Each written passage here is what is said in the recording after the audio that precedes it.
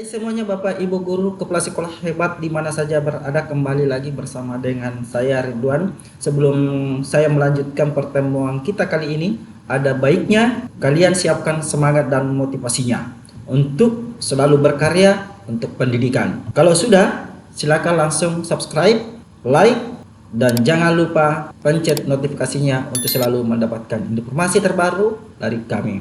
Materi kali ini adalah seputar dunia pendidikan. Dana BOS tahun 2023. Ada pemotongan jika lakukan ini. Seperti apa kelanjutannya? Ayo kita simak bersama. Ya, sesuai dengan tema kita tadi bahwa 5 kebijakan baru dana BOS tahun 2023. Ada pemotongan jika kita melakukan hal seperti ini. Nah, Bapak Ibu Guru, sesuai dengan apa yang disampaikan di salah satu situs berita soloraya.com terkait dengan terdapat informasi mengenai kebijakan baru dana BOS di tahun 2023 yang resmi dari Kemendikbud. Ini resmi dari Kemendikbud. Ada beberapa hal yang penting mengenai penyaluran kebijakan baru dana BOS tahun 2023 yang mempunyai perbedaan menonjol di tahun sebelumnya, tahun 2022. Ada perubahan yang sangat menonjol sekali dari 2022 dengan 2023. Seperti apa? Kebijakan baru dana BOS tahun 2023 tersebut berdasarkan paparan dari sosialisasi rancangan kebijakan bantuan operasional Satuan Pendidikan BOSP untuk tahun 2023. Ini melalui dengan webinar.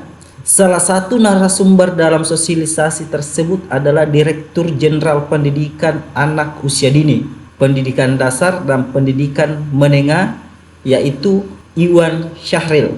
Dalam webinar disebutkan jika ada kebijakan baru di tahun 2023 berbeda dengan tahun 2022 sebagai berikut. Jadi ada perbedaan. Yang pertama, besaran dana BOS itu sendiri. Jadi ada perubahan besaran anggaran dana BOS. Disampaikan dalam webinar mengenai besaran dana BOS di tahun 2023 bahwa anggaran yang disediakan untuk BOSP yaitu 59,8 triliun. Jadi ada peningkatan sampai 5% dari tahun 2022 sebesar 58,79 triliun. Wah, ini ada perubahan sekitar 5%. Yang kedua, penyaluran dana BOS.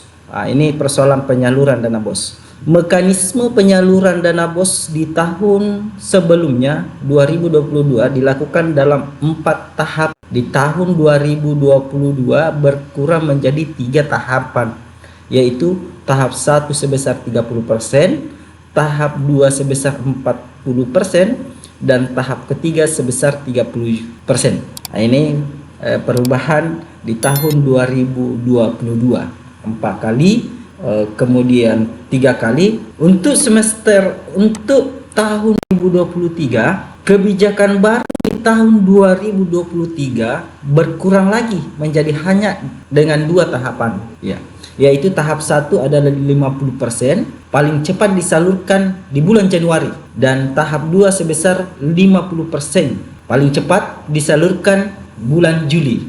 Ini lebih cepat lagi, lebih cepat prosesnya dalam hal penyaluran anggaran BOS. Di bulan Januari itu paling cepat, itu di bulan Januari dan bulan Juli, ya, 2 kali tahapan. Mekanisme penyalurannya dilakukan secara langsung dari RKUN ke rekening Satuan Pendidikan dalam 3 tahap, dan mulai tahun 2023 penyaluran dilakukan menjadi 2 tahap. Nah, jadi 2 tahap penyaluran langsung ke rekening Satuan Pendidikan. Yang ketiga, pelaporan pada tahun 2022. Ini tahun 2022 teknik pelaporannya.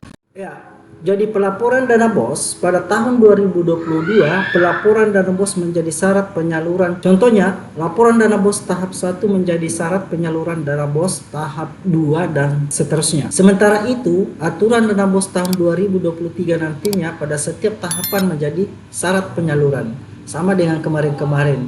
Anggaran pelaporan selesai, kemudian akan dicairkan lagi tahap berikutnya. Seperti itu, sama dengan kemarin-kemarin. Cuma di tahun 2023 ini hanya 2 sesi, tahap pertama dengan tahap kedua. Laporan keseluruhan dana BOS di tahun 2022 menjadi syarat penyaluran tahap 1 tahun 2023. Jadi tahapan-tahapan nanti ini sebagai syarat untuk pencairan dana BOS di tahun 2023 adalah pelaporan keseluruhan dana BOS di tahun 2022, tahap 1, tahap 2, dan tahap ketiga. Laporan dana BOS tahap 1 menjadi syarat penyaluran tahap 2 tahun 2023. Ya, jadi laporan dana BOS tahap 1 itu menjadi syarat penyaluran di tahap 2 tahun 2023. Selain itu, minimal sudah merealisasikan paling sedikit 50% dari dana yang diterima di tahap pertama. Jadi minimal 50% telah terlaksana dari dana yang telah diterima di tahap pertama itu. Kemudian kanal yang digunakan atau aplikasi yang digunakan di tahun 2022 itu menggunakan ada 2 aplikasi. Pertama, laman BOS Kemendikbud dengan alamat boskemdikbud.go.id. Kedua, melalui aplikasi RKS, ada 2. Sementara di tahun 2023 nanti ini hanya menggunakan aplikasi RKS. Nah, ini lebih memudahkan lagi teman-teman bendahara yang ada di sekolah-sekolah. Kemudian batas penyampaian laporan tahun 2022 ini yang perlu kita perhatikan. Batasan laporan dana kita di tahun 2020 itu pertama di 31 Juli, kedua 31 Oktober, kemudian yang ketiga 31 Januari tahun berikutnya, maksudnya tahun 2023. Jadi ada 3 tahapan, 31 Juli, 31 Oktober 2022, kemudian 31 Januari 2023. Sementara itu, batas penyampaian laporan tahun 2003 ini, batas penyampaian laporan tahun 2023 tahap pertama itu masuk di bulan Juli, 31 Juli, dan tahap kedua batas 31 Januari 2024 tahun depan. Jadi 2 kali tahapan. Pertama 31 Juli dan 31 Januari 2024. Kemudian skema dalam aturan di tahun 2023 ini juga perlu diperhatikan, digarisbawahi oleh Bapak dan Ibu guru, khususnya teman-teman bendahara. Ada skema pemotongan bagi sekolah yang terlambat menyampaikan laporan. Kalau sekolah itu terlambat menyampaikan laporannya, pemotongannya itu 2-3%. Ini yang perlu kita perhatikan betul. Pada laporan tahap pertama maksimal harus dilakukan di bulan Juli. Jika sudah masuk di bulan Agustus, itu sudah ada pemotongan. Maksudnya di bulan Juli tidak selesai pelaporannya, masuk bulan Agustus itu dipotong sampai 3%. Bagaimana kalau Agustus belum selesai, masuk pada bulan September itu dipotong sampai 3%. Ya, jadi pemotongan pertama di bulan Agustus itu 2%, masuk bulan September belum selesai itu akan dipotong 3%. Pemotongan tersebut ini juga berlaku pada tahap kedua. Nah, sesuai dengan penyampaian laporan yang sudah ditetapkan. Ya, saya kira seperti itu teman-teman semua. Mudah-mudahan apa yang saya sampaikan ini bermanfaat kepada kita semua untuk senantiasa menjaga dan was-was dalam hal ini.